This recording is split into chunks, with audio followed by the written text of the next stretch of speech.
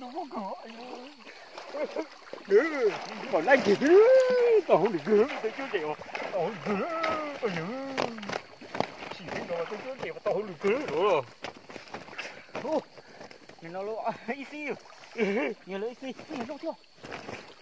Ui nó liếc. Nó có cái nó nào. Lọc cửa. Cửa đâu? Trồng không như trồng này trồng tí đó không nó. Mà quay cái đấy. Cô cho sau đầu tôi một chuôn chè, cô kia này chuôn chè. Cho nhóm rồi thay tê này muốn chè mà này chua dạng chua nữa, thế này một chua rồi tê cả đây lo này chua nó cũng to. Còn tê này chua nó tê ít tao có tử. Thế à? Chị à? Lũ và ơi. Rồi chính điện. Nhưng mà nó còn chú chứ. Nó còn chú mà nhớ được cái là cũng chỉ cho mà muốn này sai mà khe này ua. Mà giờ thổ này chua này chỉ mà khe này chua này khe này chua này sai rồi mà nó này thì bao chua đây. Chú mà mỗi cho nó rua theo cho cô tử nó có ít cho thùng tàu thì chả cho theo cho cô tử có đỡ vợ. Mà còn chế nó cho con tử là sẽ đợi cho các xe một xe của ôi chả cũng mặc khe này sẽ đợi nó này chua cho nó mà cho chế lọ thế rồi có cho chế mê mà cũng mà theo thế mà chế mê mà giờ này nó chỉ tao tao của tử có da mà này chỉ xài ứ và sư hồi cho chế lọ một ít kilo 6 kilo 8 kilo mà cho con mà xài trong thế à nhiều có tôi nó sư mà đứt xài nè lúc và đứt xài nè mà này sẽ đợi xe một giờ đến đây nhau thay tem rồi thế một đây lo mình chế tàu mà này ở quê ăn uống nó mà nên mua bé lú vả chứ mà cho vả chua nó mà nè nó chỉ tả nữa giờ đến đây cho này số lô nữa cho nó cho số lô nó chỉ số mè nữa cho nó nè cho số lô này mè sao để trâu số mà mua bé này lâu thì bé số trâu chậu nó này chỉ số anh nên cậu bé chồng ấy giờ cho vàn tàu cho vả khương tàu dùng lần tàu chè có cho con mè này cho con mày này cho một chua mà nó mà chẳng chế lo mà nên một giờ xưa tiêu vải lên thua tá mà nhà này cá nó mà cho lo chẳng bộ 8 kg 8 kg 6 kg tôi ra số cái cậu kg cả mà chỉ thua này nhà này chỉ thua ít rồi nè mà nhà này chỉ mua nó mà này khu sáu tông đâu cũng xong tới đâu cũng mà hia cho nó dù hia dù thế này mà hia tới lúc mùa nó này nè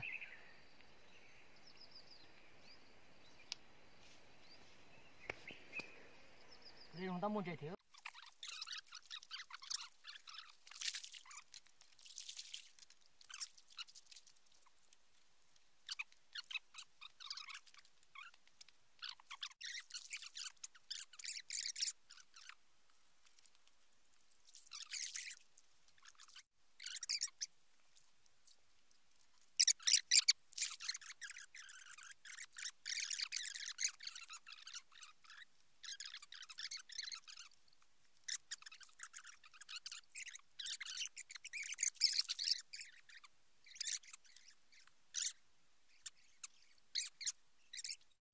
Hả?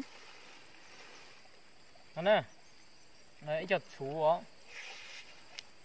chân chia ó, nên cho chú đo cho có tử nó có tử nè, đo chơi đi nó, nè, giờ có thể đo chơi thằng nó lúc tới nó làm tỉ ó.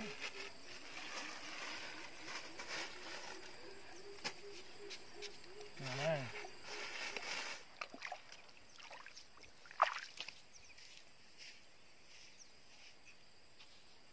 Bữa đêm nè, cho này nó, bữa đêm mà lú này là chậu số này, nấu tới giờ, cái nó chỉ vô thôi, nó có trong mà có sỏi là chỉ có sỏi đó, sỏi lên nó mà, thằng trên nó dọc có tiền nó tam mà, nhưng bữa đêm này bông mà giờ trú sổ có thải nè, trú sổ lúc hậu và, sau lúc khi nó mà sỏi này, chờ nó sỏi này. Mà thằng gì nó tạt lúc đấy mà lúc đấy nó giờ nhiều bông một đầu cá nào mà này trú sổ nó lạ này, chỉ được cái thôi này, này trú rồi trú vạt chảy này. Đây giờ bây giờ gì nó còn nhà lúc vạt thì tọt chảy này.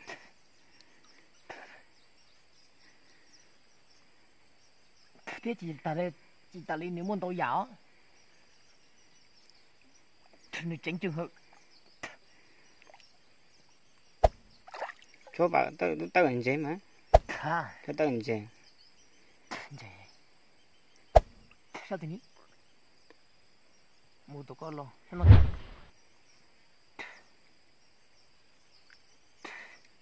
Tao cũng nói một chuyện đê à, cũng nói là cũng nói như chúa trọng đã tiêu. Tôi chuyện như là cô.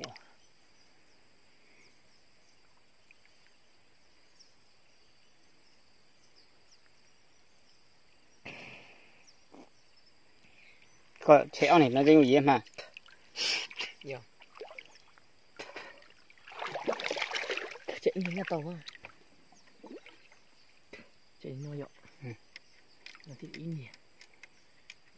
Cái chuyện nó mà con tụi con tỉnh nhà đâu có liều. Con giá trị đó. Rồi, tìm gì đấy đi. À.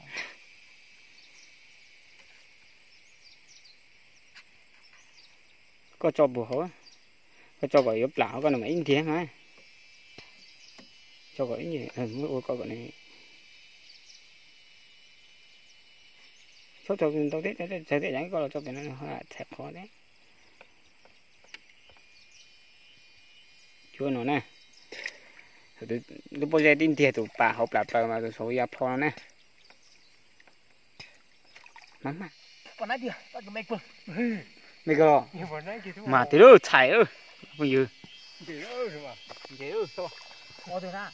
Để con hả? Ô, in để đá chứ. Chúng mèo nó mua chúng rồi.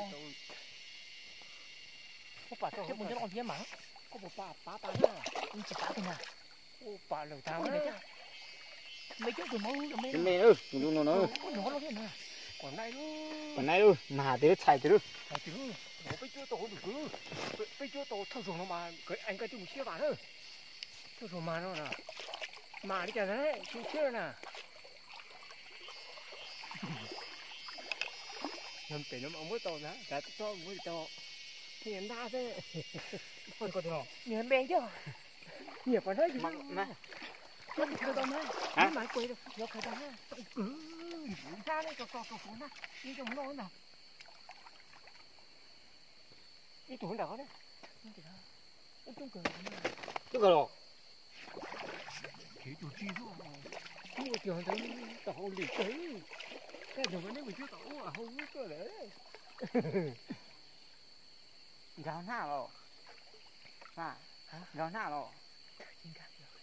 Nhớ chưa? Quan tí thì nè. Chấm mê chứ. Mình hiểu cả hai thứ này rồi. Có lỗ ăn tí chứ sao? Có lời cho tớ cho mình tính nó. Ôi này lỗ nó. Mà thở à? Gì đó chứ.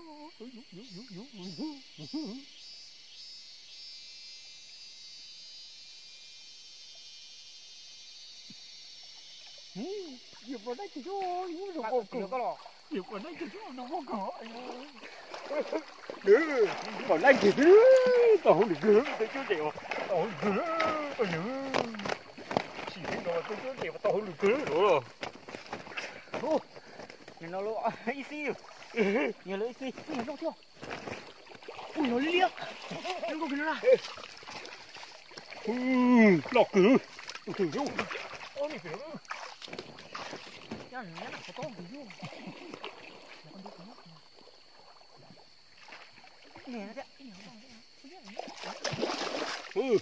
Bỏ bây giờ thì tôi chôn để mà cứ gõ thì để gõ thử.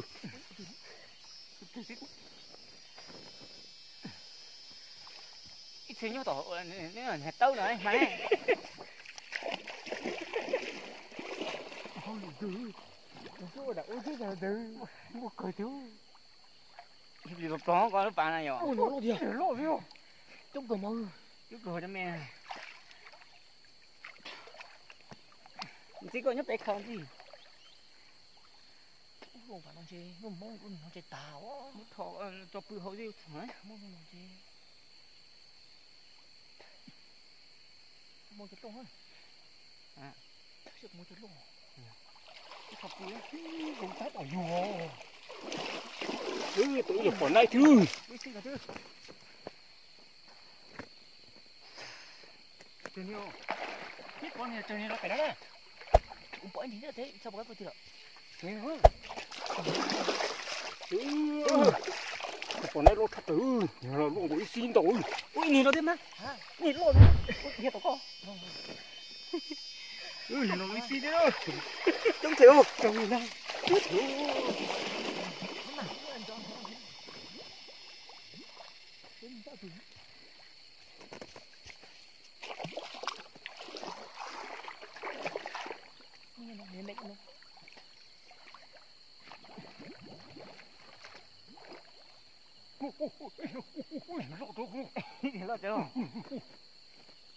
chứ nó có tê tục luôn này là chẳng hạn tí số to to khiêu thao ui nó chẳng biết sao tụi cho con luôn nhìn nó chưa nhìn nó bị thẹn chẳng có chút nhìn nó tử cái chui nó có chữ à nó đi nhiều mua số đi nhá cháu nè có thằng nó có mà nó mà tông luôn còn cứ mà tí chọc còn tụi nó mà mê cha đấy tụi nó đi lắm ha tụi nó mê cha tụi nó cái gì đi đã đi đó thôi bà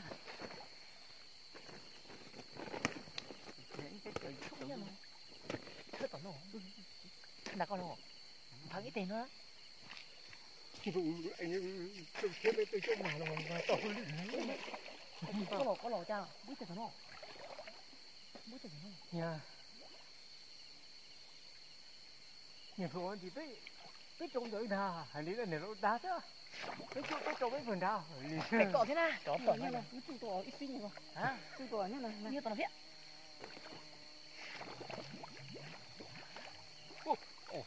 nít của tao bộ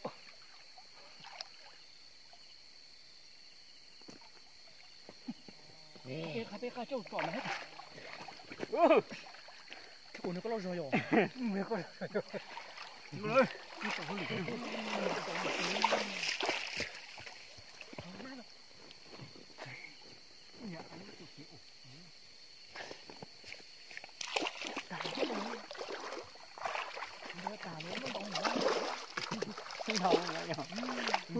nó cũng lấy xí đó nó pe mà nó pe cho tí tôi cho mà lại chả đúng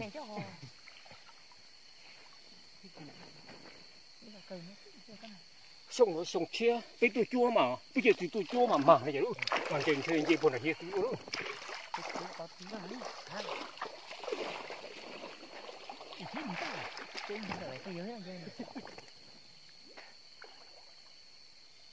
uống được tàu chưa ô này mẹ sắp lại đừng mẹ tao ơi mắt cái đủ ha cho luôn chân đó có gì đừng có một cao ôm mà chú chú à mua mua đi ôi yên cái thằng ơi chú kìa nè chúng ta không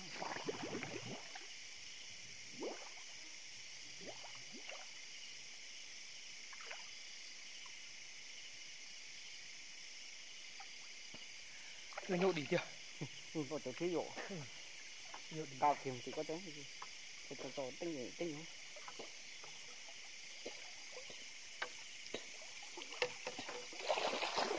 cho để của mình ấy hả tới từ nè chờ cái gì nè tới từ nè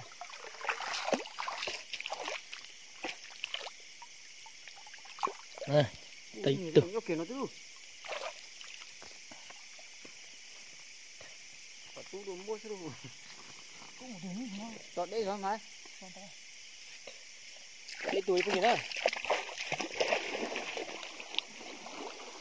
nó máu của mua chấm không mua em mê đâu mà tiện mẹ nó mà chúng ta đấy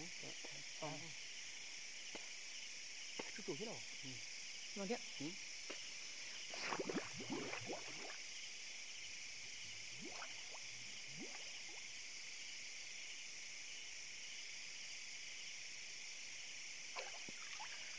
luôn nha có chú có đây rồi nè sao mà giáo nào ui rồi chưa có sao chú chủ cái chú đi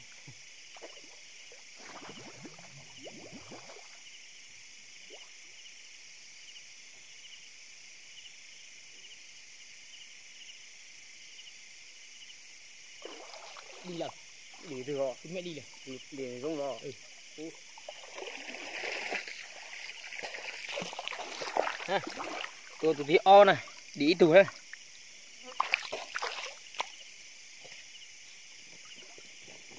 Mẹ nó có bên con gì đâu nó đỉ rồi.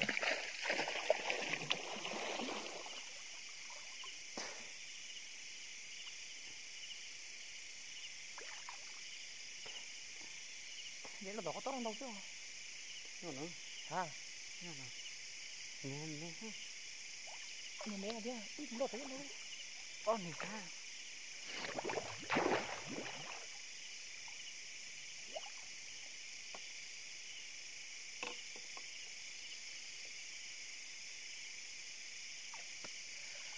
Mơ. Đâu? Tụi nó chúng phải đi cửa tuần cho pin rồi nó nè.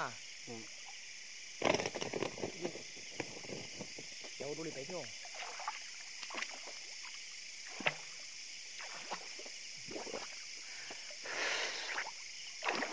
Ui.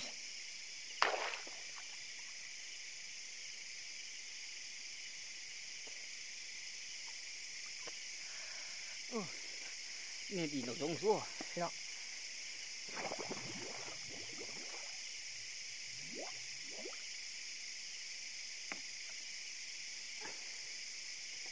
Tội nghiệp thế nào?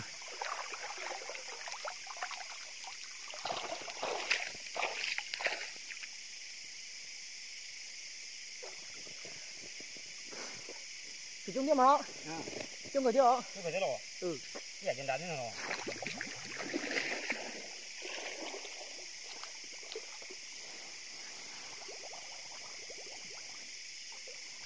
Và thấy chỗ ớt rồi nhưng mà bị ớt phấn ha.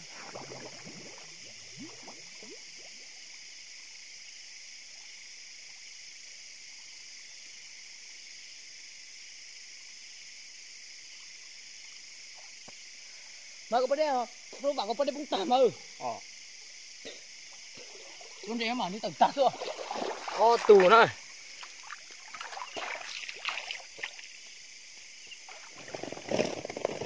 Này không cảnh thỉnh tầng trái mà đấy.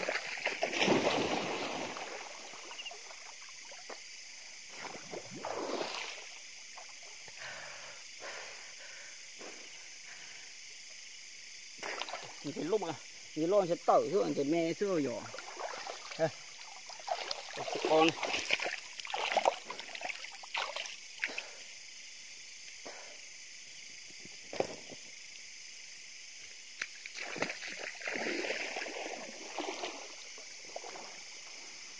Anh chị mẹ nên khá tớ nên khá khó tả đấy.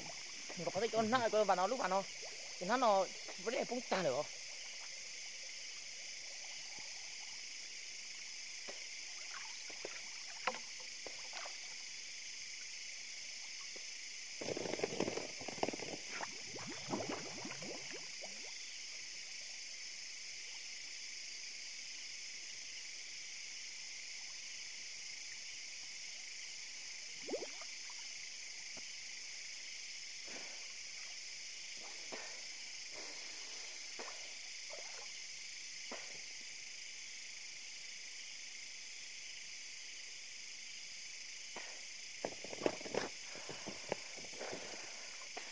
Cái gì thế?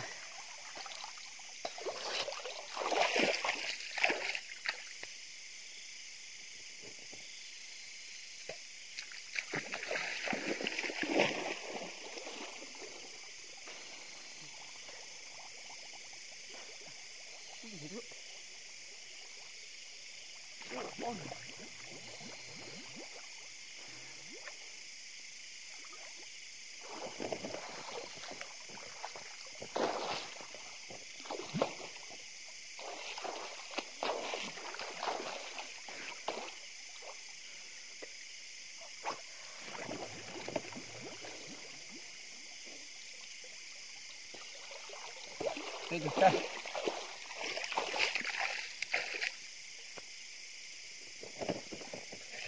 Cái này tổng tổng tổng thế. Đúng không nhá?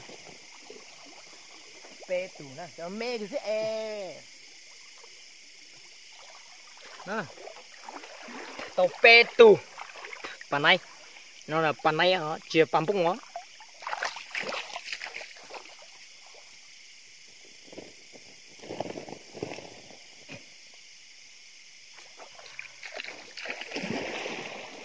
đúng rồi mẹ đúng rồi không mua được cái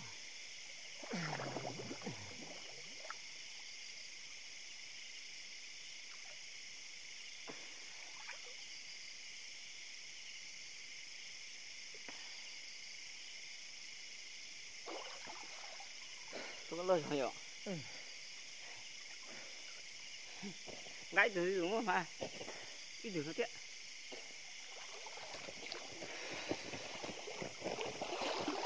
Yo, mày đào luôn mà ơi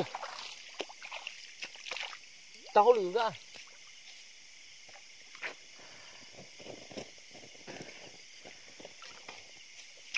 cái từ thế ui là máy chùa ha tua suốt chẳng quay hả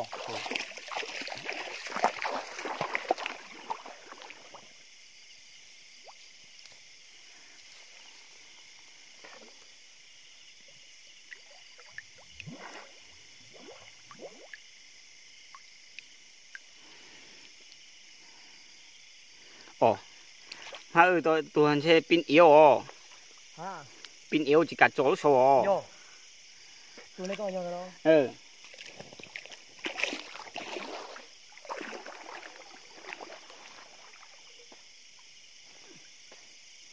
mua tới thùng á không phải của thôi thùng có cái kia toàn thứ cái thùng này nó lớn này không thôi à cũng như tiếng nhọc đấy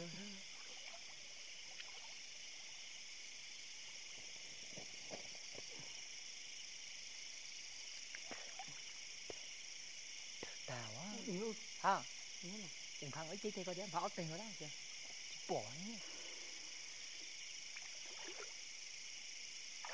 ôi mà thuyền rộng đâu mà thuyền rồi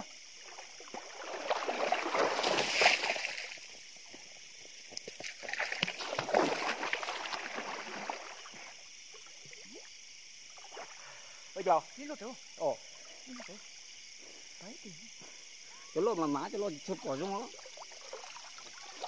để này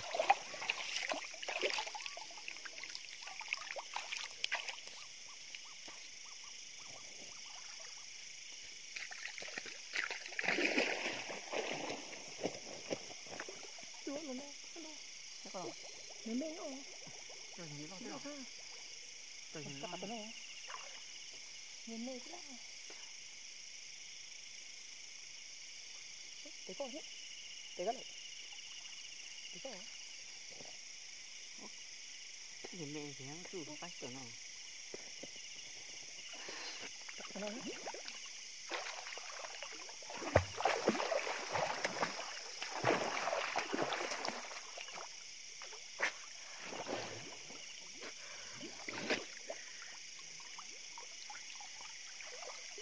đây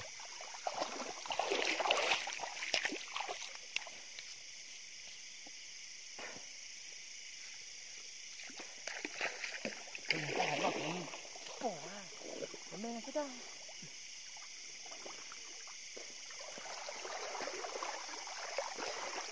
nhìn thế nào nhìn thế cái này là mê mê rồi mẹ cả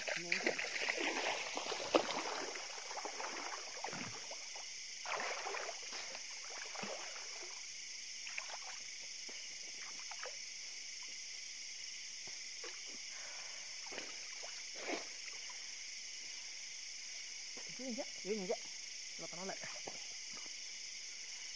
cứ tới đẩy cái mà có biết cái con thế này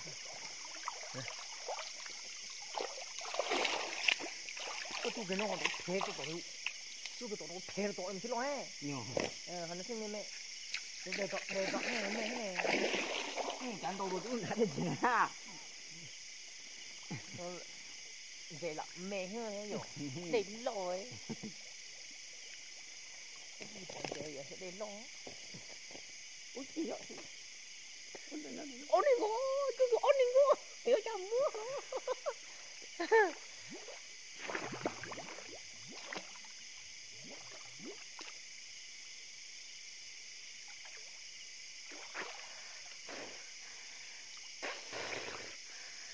Đây nhìn chưa?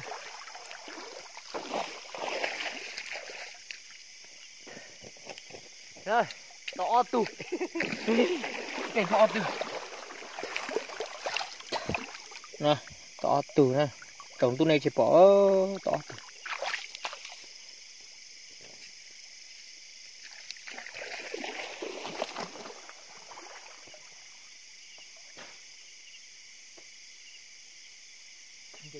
Nhóc về tao có mấy chú chết hết là nó ấy.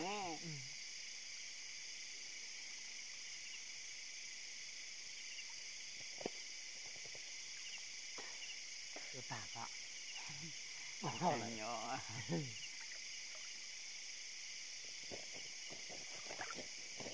Mua mấy chú bỏ tí chú này.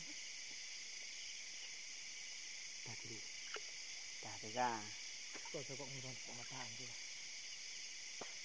Rồi định thả đấy. Tôi đang cầm cọng táo mồng cho Ui, thấy nhìn chưa? à, thấy nhìn chưa? chú nè. Lại. Thế thì lại.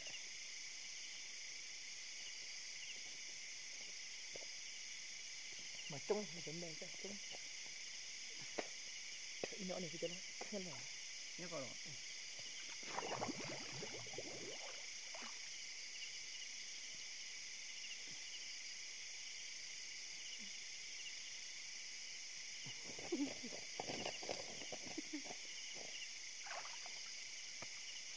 một đứa bỏ mua có xin một chục kia. Đấy chủ thế nào? Chồng tôi đây bỏ thịt trắng ô. Đấy chủ ha.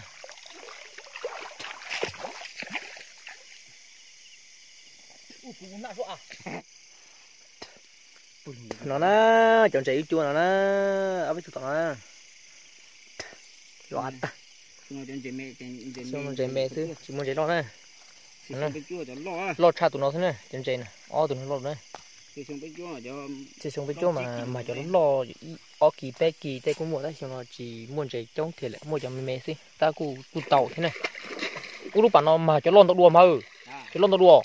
Y này này bé này plon chín này, tan trồng nắp lễ vậy. Nè, cho nên xe nó sẽ chụp cái gì nè, xin rồi nè. Thì đâu can từ luyện về một chôn đun mà cho nên sai thì bỏ tranh nè, cháu tu thành xin rồi nè. Mình đâu thử lâu chồng tôi tuổi vậy.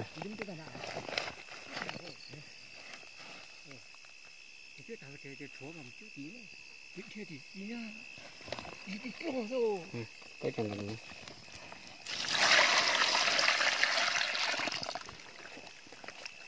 Em dùng gì lỗ này như thế nào?